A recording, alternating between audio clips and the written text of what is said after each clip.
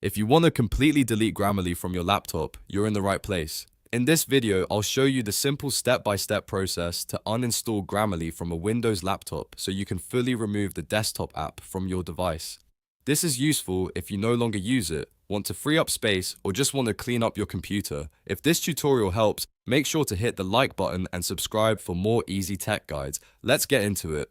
First, on your keyboard, press the Windows key and the I key at the same time. This opens the Settings app on Windows 10 or Windows 11. Once Settings opens, look at the left sidebar and click on Apps. From there, choose Installed Apps. On some versions of Windows, you may see apps and features instead, but it works the same way. Now you'll see a list of all the apps installed on your laptop. Scroll through the list carefully until you find Grammarly for Windows. If you don't want to scroll, you can also use the search bar to type Grammarly and find it faster. Once you locate it, click the three dots next to the app. A small menu will appear. Click Uninstall. Windows will ask you to confirm, so click Uninstall again in the pop-up window. This confirms that you want to remove the app from your laptop. After that, the Grammarly uninstaller may open in a separate window. If it does, just follow the prompts on the screen and continue the removal process until it finishes. Depending on your system, it may take a few moments to completely uninstall. Once the process is done, Grammarly should be removed from your laptop. If you want to make sure it's gone,